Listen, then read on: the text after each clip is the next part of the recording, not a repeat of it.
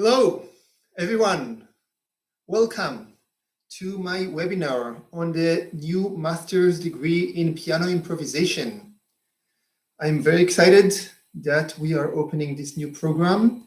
This is something I have been working towards for a long time, a goal I have been preparing, and I'm happy that we are finally able to do it.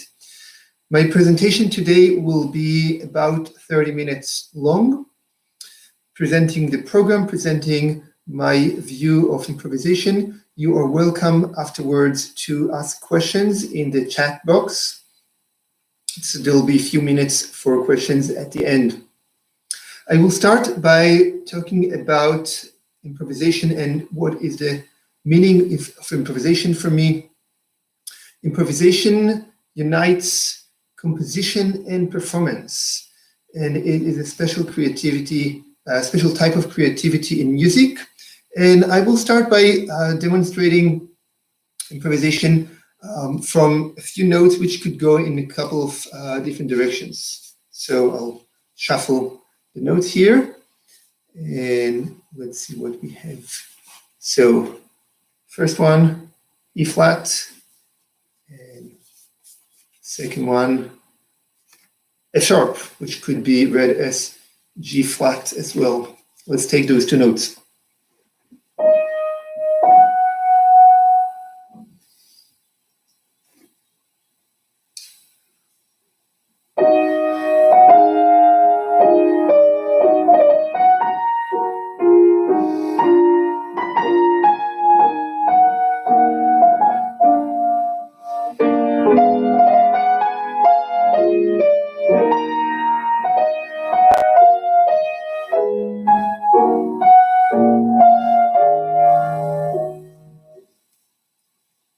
Same two notes.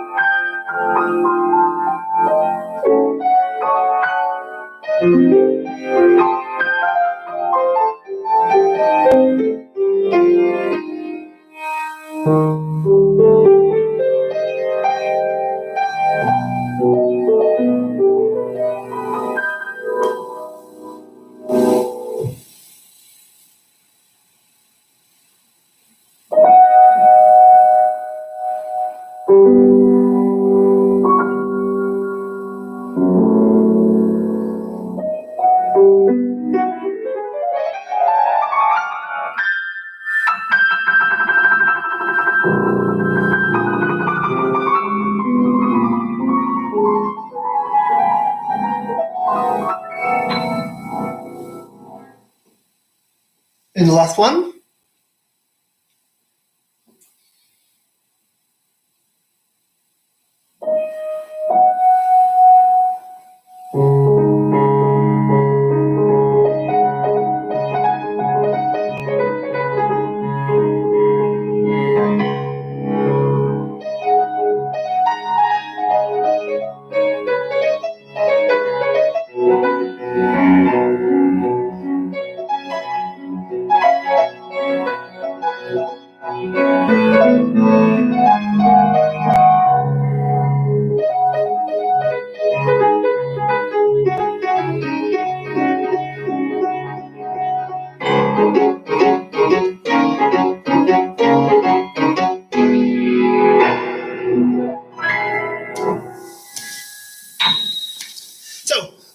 just showing several possibilities of starting with the same two notes and improvising in a lot of different directions, which shows us that improvisation can really be a lot of different things. It can go in different styles using different languages. So we know that improvisation in music, it combines composition and performance, and also it puts an emphasis on creativity. Now, I want to talk about this in a larger context. We now live in a time in history when we are very materialistic. We have a lot of possessions. We record everything. Everything is preserved. Everything is recorded. What I am saying right now is also recorded, by the way. So we have everything. We have a backup for everything. Everything is stored. We have everything is photographed. All of our lives are videotaped, photographed. We have a lot of stuff, a lot of objects, and a lot of those things. And improvisation is something that is not a material possession. It is something that is communicated in real time. It is a vehicle for expression, personal expression, musical expression, which could go in different musical languages. And it conveys some kind of meaning, as in any music that conveys meaning through sound, which then evokes emotions, spiritual awareness. It can be uplifting. It can be something that we think about. It can be a lot of different things, a lot of different emotions, a lot of different thoughts, but it is something that is not materialistic. And also it involves our own skills, our own potential. So something else that is important is that when we improvise, everyone has something else to say. Everyone is improvising differently. We learn languages, and I will talk about the musical languages, historic languages, contemporary languages. Yes, we have all of those musical languages which we learn so that we can express ourselves. So in the same way that we learn to speak different spoken languages, we can learn English, we can learn Chinese, we can learn German, we can learn Russian, we can learn lots of different languages, and then we can express ourselves in those different languages. Then the same thing in music. We learn different musical styles, musical languages. We can learn baroque language, we can learn jazz, we can learn romantic language, we can learn avant-garde, experimental, lots of different things. Okay, so I would like to start with baroque, actually. And for this, I will choose a key, a major or minor key. We'll shuffle the cards and see what comes up. So here we have A major. And I will start a saraband in A major.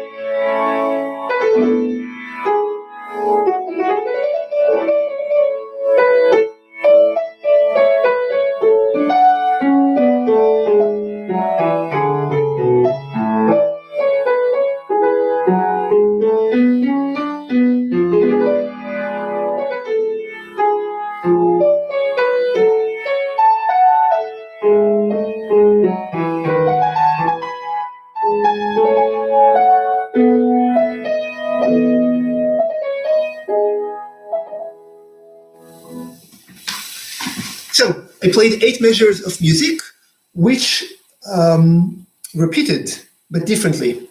So one thing we can deal with, we can think about the length of the phrase, how we can count to 8.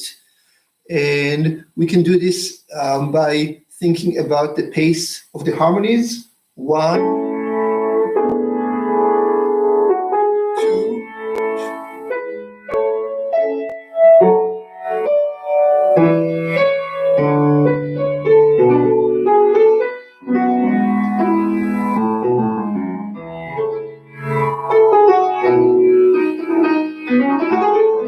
And keeping the time, thinking about measure 1, measure 2, measure 3, which we can practice through playing the chords. But also we can see that the different parameters impact what's happening in music. We have meter, 1, 2, 3, 1, 2, 3, which repeats.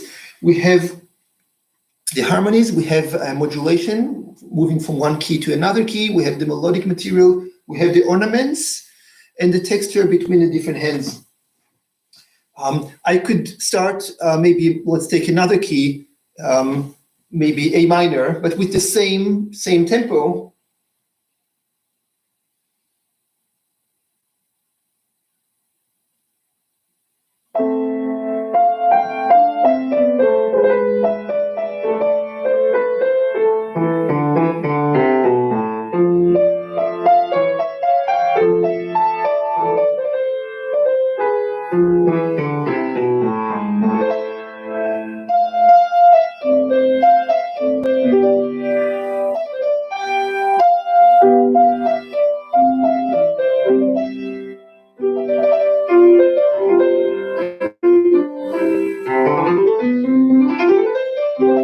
Now, if I go to the second half,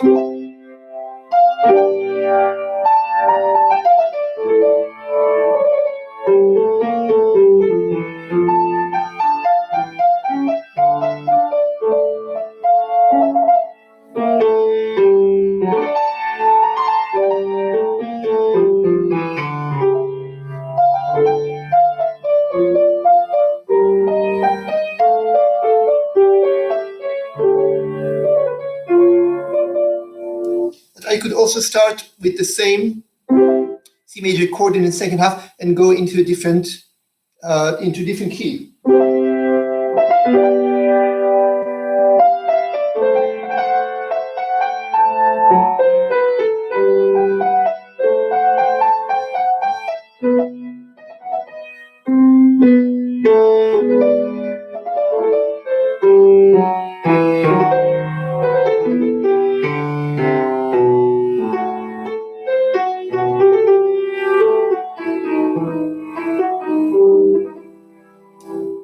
So it can go in different directions. So I see here there is a question about the age limit. I will refer to these questions later on in terms of the degree and graduate degree, undergraduate age limit and all of that. So please be patient. I will discuss these issues towards the end of the presentation. So let's go back. I think I started with in A major the first time I do. Something like this. We can do the same beginning, but in a different musical style. For example, classical style.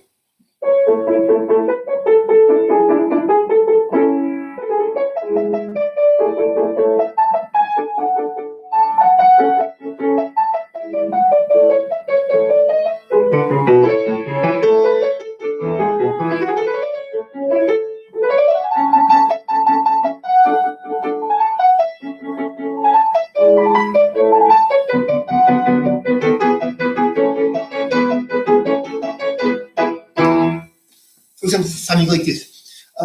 So start with the same opening, but a lot of elements are different, which lead to a different musical style.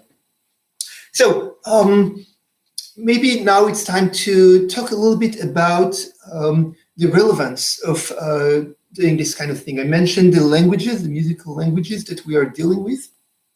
And I presented some historic languages. Now, those musical languages exist today in the form of written compositions. So compositions that were written at that time and that are being played by established composers, well-known composers. So this music is being played, it is being listened, but it is not being spoken a lot. And when we learn to speak in those languages, then they really come to life in a special way. And we can do those kinds of things in concerts, present them in public piano recitals in the same way that repertoire is being played. So alongside Prelude and Fugue by Bach or Sonata by Mozart or any other genre, we can improvise those genres and present them in concert, and then every person will do it slightly differently so that the language remains rich and alive. And this is something that is important. So the language remains alive, and there is also the creativity of the musician doing it. Now, other aspects of the improvisation program also relate to improvising with other instruments, chamber improvisation, improvising with other artists, disciplines, actors, dancers, artists involved in puppet theater, voice artists, singers, speakers, a lot of different possibilities. And in this kind of collaboration, there is a compositional mindset, there is a collaborative project, working together, learning to collaborate. There is the idea of creating projects, putting them in different venues, so it impacts the artistic landscape, but also it is important for education, for teaching prospects. So people who study improvisation can not only do this, but they can teach it and enhance creativity in this way for really for everyone. Like now Maria clearly wrote on the chat, improvisation is important for everyone. So it's important for musicians, different kinds of musicians, but also for human beings in different disciplines. So people who are doing a degree in improvisation are going to later do those things through performing, through teaching, through collaborating, and through spreading message of improvisation in the world. So it's important for personal reasons, it's important for reasons of contributing to our society, but also it has interesting career prospects for musicians, particularly because not a lot of people are pursuing degrees in improvisation. Okay, I want to now move to other musical styles. I will now present Romantic style, and then I will move into several 20th century styles. So, Romantic style, let's pick another key from our collection here. What do we have here? F major. So I'll start something in F major.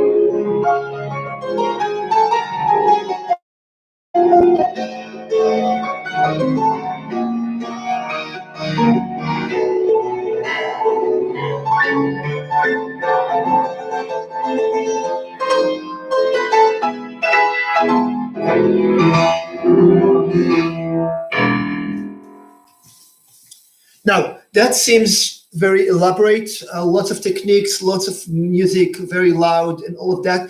And there is a question, how can one learn to do those kinds of things? So it seems like a complex process, but when we learn improvisation, we break the process to small steps. For example, we can think about the actual chords that are being played. So if I play something like that,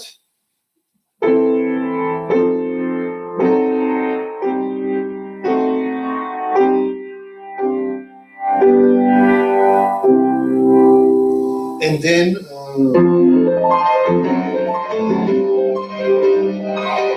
and so forth. So the chords lead to figurations. So one thing we can do, we can practice specific progressions.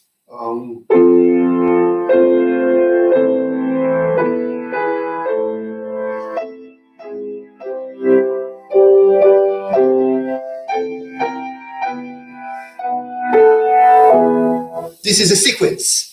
The same kind of music repeats several times. It's called a sequence in music.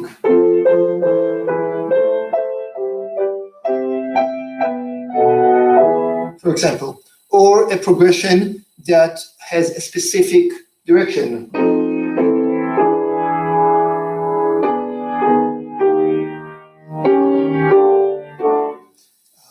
Going down, or a simpler progression.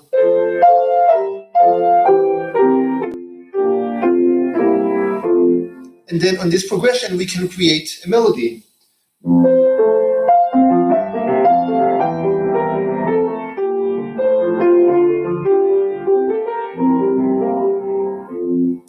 For example, so we have that. And then when we discuss figurations, for example,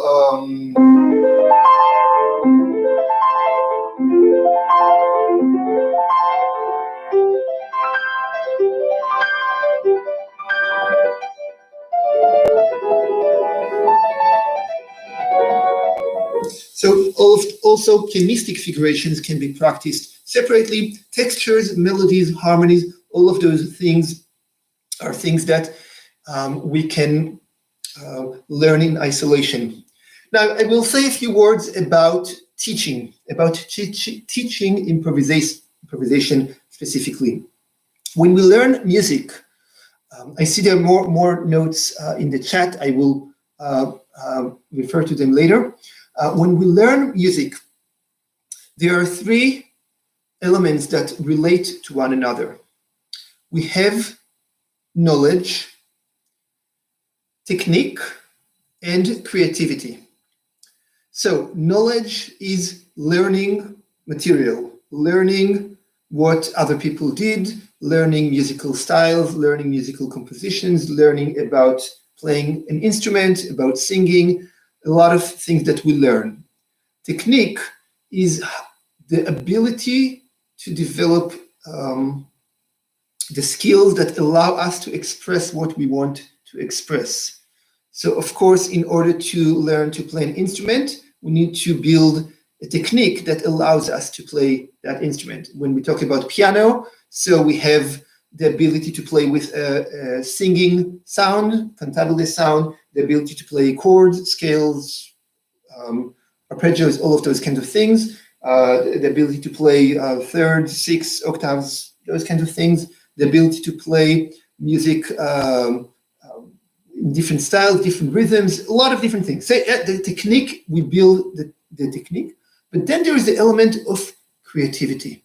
And creativity is how we put all of those things together and in order to do something that expresses ourselves. When we learn repertoire, we express ourselves through something else, the music that we learn, the composer, the style of the composition, and so forth. When we improvise, we learn to do this with the languages that we learn and then developing our own personal voice. So in the Masters in Improvisation, we learn different languages of music, but we also learn to create, eventually to develop our own personal style or our own personal voice. And this is also an important part of the process. A couple of other details. In teaching, it's important to create success at every stage when we practice, when we learn things. So every day when we practice something, what do we learn today that we didn't know yesterday? So as a teacher, it's important for me to empower students so that they learn that they have the capabilities to do things. And in improvisation, it's particularly important because there are so many fears.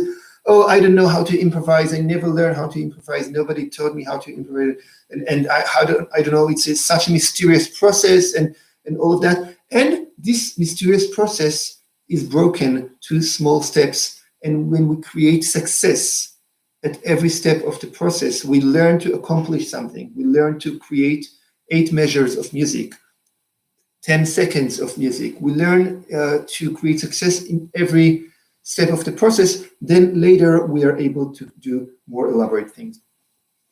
I will demonstrate improvisation in various additional styles. So, for example, if we take, let's take a few notes from here.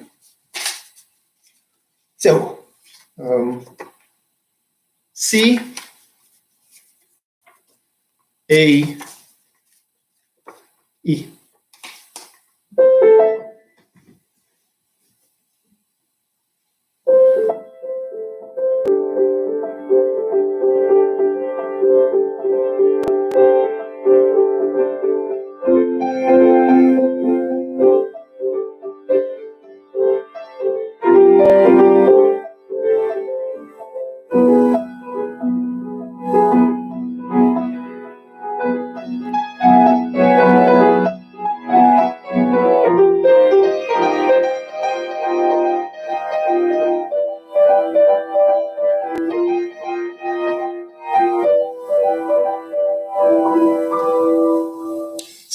I'm playing something which is more modal than tonal. Modal, there are pentatonic modes, there are church modes, and there are various modes that are used by various 20th century composers. And now I will take the same 3 notes and turn it to something which maybe Debussy could have done.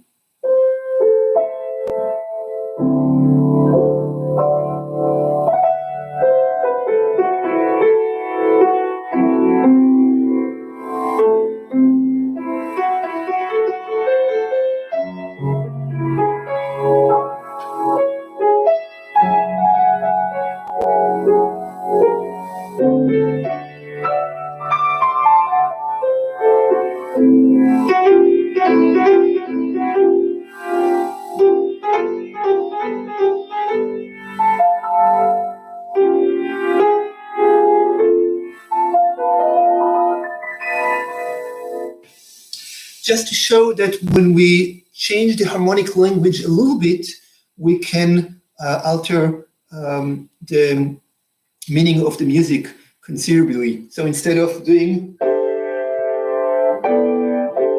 I was using different chords, which led to different kind of music. More examples of different styles.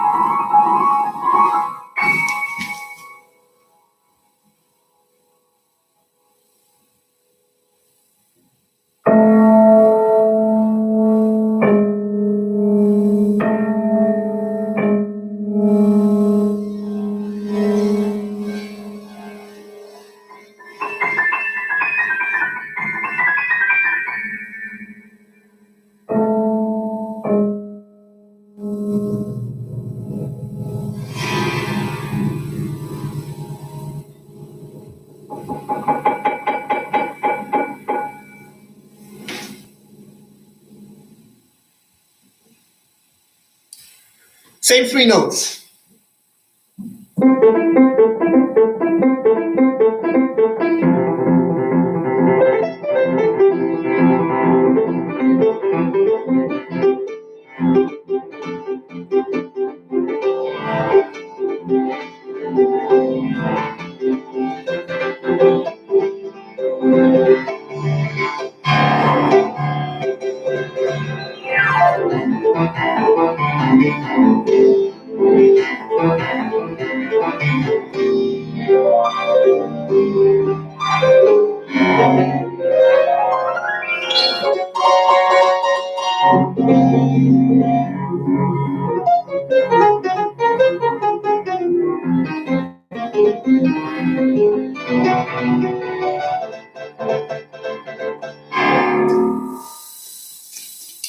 Same three notes.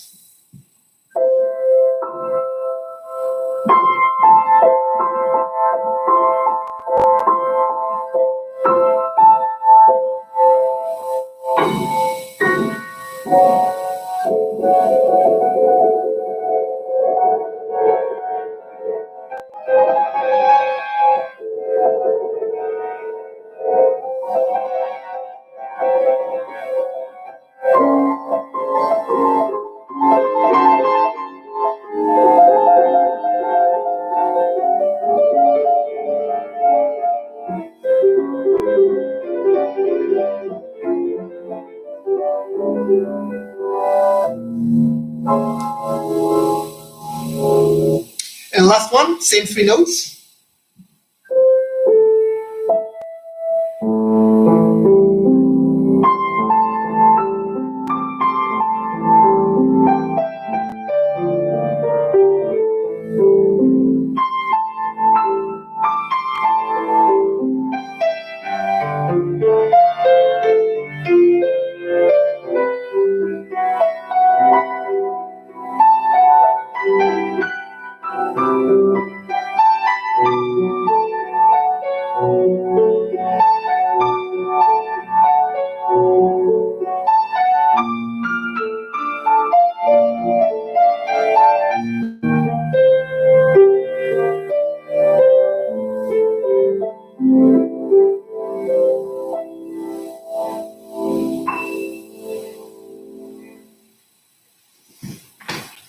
Last one was melody and accompaniment. And again, there are lots of other possibilities, and other people improvising on this, of course, can take it to a lot of other places. I'm trying to show really wide range of possibilities for improvising. Now, I will start referring to questions that have been asked here. So, and you're welcome to ask more questions. I will do my best to answer as many of them as possible at the webinar, and others we can continue later the conversation. You can send me emails through my website. The link to my website appears at the text describing this video. This video will be also available on my YouTube channel later on. Okay, and looking at the questions. Is there an age limit for the degree? Is it meant to be bachelor or graduates only, or maybe pianists who come from working field also? The most important thing for me is to have candidates who are serious about improvisation and they want to learn and to pursue the degree so that later they can make a change, or later they can influence or impact or do things in the world with the knowledge that they gained. So it is called a master's in improvisation. So you do need to have a bachelor's degree in order to do the master's. But if you have another master's, or if you're already a professional musician, or if you're coming from life experiences, this is fine. So there is no age limit, but I want to see people who want to do this and later to use it in a meaningful way, in a way that's meaningful for you individually and meaningful for our society. So that's very important. Now let's see, next question. When you say that composition is important for students, do you mean a complete composed work, a work half written in order to structure the improvisation, or maybe both? Improvisation and composition are two art forms that are connected to each other. Today, we live in a society that values composition as something serious, something that you can think about, a Beethoven symphony. You spend a lot of time thinking about the structure, and then you can perform it for a lot of years afterwards. And improvisation is something that you can play in cocktail parties. And what I'm trying to say is that both are capable of expressing a wide range of emotions in music. And I would like to employ a compositional approach to improvisation so that you can think about structure, you can even sketch. When you say half-written, you can create sketches and then improvise based on what you've written, or you can compose so that it helps your improvising, or vice versa, you can improvise so that it helps your composing. So all of those things inform each other. The focus of the degree that we're offering is on being able to improvise, but compositional work is very valuable. And yes, it helps to clarify the thought process, the creative process, and to think about structure. Composition is strong, written composition is strong in the area of structure. Improvisation is, the strong point of improvisation is in spontaneity and flow. Composers who write music try to capture that sense of flow in written compositions, and improvisers who improvise, they have the flow, they try to add a sense of structure into the improvisation. Other questions? Hello to all the people I know here. Thank you for joining the chat. Like to see. Long-term memorization for repertoire. Yes, improvisation definitely helps memory, and it also helps with memorizing repertoire. So when we improvise, we try to grasp the structure, and also we use knowledge of harmony, of compositional structure, knowledge of creating a melody, knowledge of textures, knowledge of so many different things that relate to composition and to performance. All of those skills that we develop through improvisation help a lot our memory. We learn to memorize what we play, what we improvise, and that in turn impacts our memory of repertoire. So in terms of how to develop memory, long-term memorization for lots of repertoire, it's a larger question. What I can say is that you can divide the memory to different aspects, memorizing the harmonic progression, memorizing motoric memory, memorizing the fingering, memorizing visual memorization, how it looks on the page, singing to help memorizing the different voices, the bass, the melody. You can break it down to different steps, and at each step, close your eyes, see if you remember, if you memorize, and then check yourself against the score. Is there any church mode chord progression that one could simply practice, since church mode had been my favorite scales? So yes, Dorian, Phrygian, Lydian, Mixolydian, they're all very useful, and you can use all of them. So if you use the Dorian scale, by the way, Dorian doesn't mean that it needs to start on D. You can transpose it.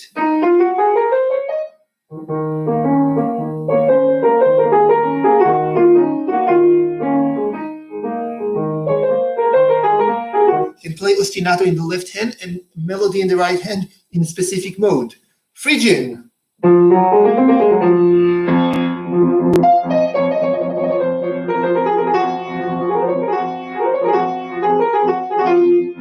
For example, this is an example of improvising without specific pulse, with a freer approach to rhythm. So definitely church modes can be used, chord progressions can be used. How is improvisation perceived in a concert recital setting when people are accustomed to hearing composed repertoire? This is where we come into the picture. For a number of years, I have presented all improvisation recitals, solo piano recitals, for people who are accustomed to hearing composed repertoire. And there are different ways of creating the format. Sometimes I do historic improvisations in the first half, and then in the second half, something that is improvisation with collaboration with other artists, with an actor or a dancer or something like that. Something with a narrative story connected to it, something with text. At other times, I've done improvisations that that take material from the audience. You take tunes, motives, and you improvise on them. You can improvise an entire recital in a specific style. You can do so many different things. So people are used to hearing certain things because they forgot that 200 years ago they heard a lot, or their fathers and mothers and grandfathers and grandmothers heard a lot of improvised music in concert. So it was really part of the culture. And if we learn history, music history, we learn that in the 18th and 19th centuries, it was really an integral part of performances, public performances. And of course, in the 20th century, it was an integral part of jazz and other kinds of music. And it can definitely be part of the classical piano recital in the 21st century. And not only recital, also chamber ensemble. Recently, I created an improvisation ensemble, and we presented our first concert 2 months ago in Stuttgart at the Music University in Stuttgart, where we're offering this program. So it's also possible to present improvisation in concert in other ways, not only solo. How many faculty do you have for this program? So in terms of specifically the piano improvisation program, the students who are accepted into the piano improvisation program are going to have their major lessons with me as the professor of piano improvisation. Additionally, they are going to take classes with other teachers. The full program is available on my website at the link that appears at the bottom of this video, and the names of the different classes that are required and those that are electives. So you can see the full master's program. There are a lot of choices between different things that you can take. And also in Stuttgart, we have very good organ improvisation teachers, and we also have a program for a new program of performance. It's called Campus Gegenwart. And so it's possible also to do projects with other departments and other teachers, but the main studies in solo improvising are going to be with me.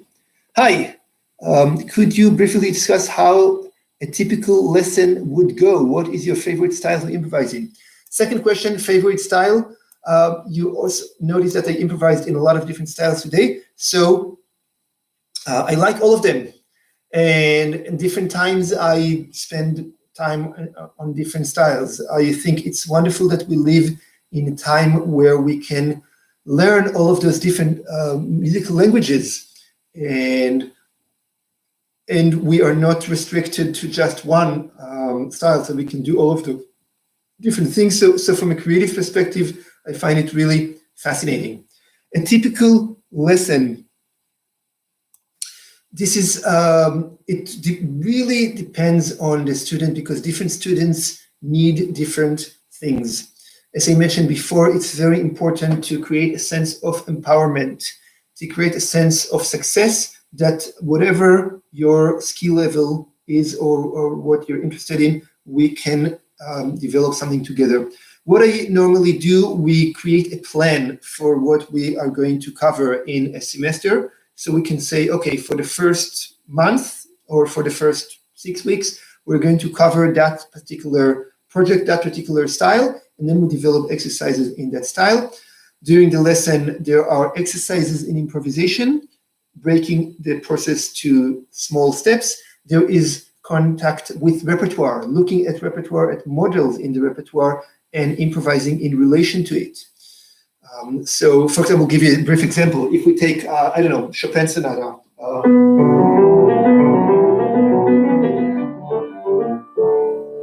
And we say, okay, we want to improvise a similar texture, but in a different key. So I could do this.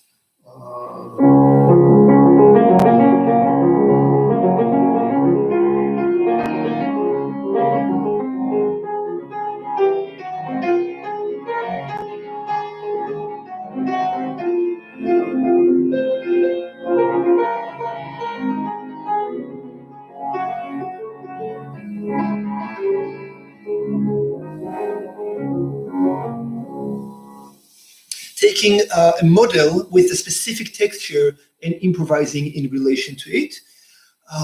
Lots of different things, exercises in melody, in harmony, in sound, in in a lot of different things, with the goal of building a vocabulary of elements that you can use and building a repertoire of elements. Okay, how about dates and deadlines for auditions? How would the audition look like? So first, most important, send me an email now telling me that you're interested in applying. The official application deadline is tomorrow, and we can potentially expand it in a few days, but I would like to hear from you within the next few days that you are interested. So first step, simply send me an email, tell me I'm interested. Then I'm going to send you materials to improvise on, and the specific audition requirements are found also on the same link to my website. The first round, you have to improvise in a number of different styles and to play one piece from the repertoire of your choice. And then I think the audition, the video that you send is about 20 minutes long, something like that, 20 to 30 minutes. And you send it, and then we listen to it. And then we're going to contact you with further questions or further information. Officially, the live audition is supposed to happen, the second round is supposed to happen in July, during early part of July. With the situation today in the world, we don't know what the travel situation will be like. So the first and most important step is that you send me an email, I send you materials, then you send me your video with the application, and then we take it from there. The full details are found on the website, and you can always send me questions by email. Yes, Wayne Alpern, hi. Thank you. I know. Thank you very much, Wayne. Now, get lost when improvising, Darren Shearer. By the time I get to the end of bar 8, I've forgotten how the piece started. Ah, very good. I will tell you something I also forget. And you noticed when I did the saraband, the baroque saraband, so what happened is that I played 8 measures, and I played 8 measures with a repeat sign, which were completely different, but with the same structure.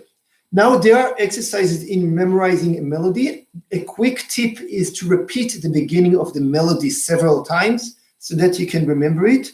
But I will tell you, ultimately, it's not so important to remember a long melody, but more or less how it started and the basic character of it, so that you can return.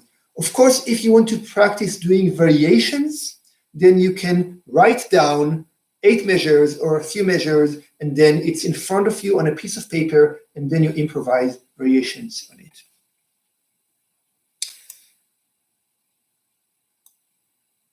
Is it going to be possible to study improvisation with other instruments as well, marimba? Okay, the masters in improvisation that we are starting is specifically for pianists.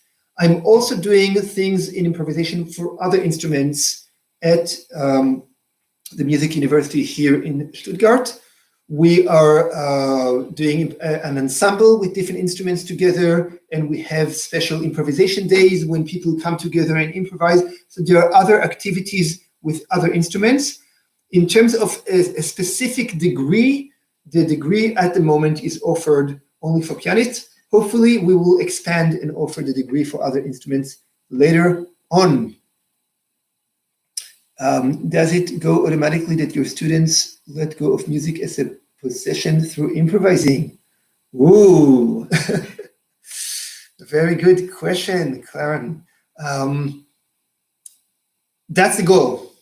That's the goal. That you improvise and the music and you become one. That you are developing this sense of flow. Let go of inhibitions. Of course, you need knowledge, you need skills, but yes, to develop that sense of flow and communication. And then in performance, it's also very special for the listener as a result. Then Partridge,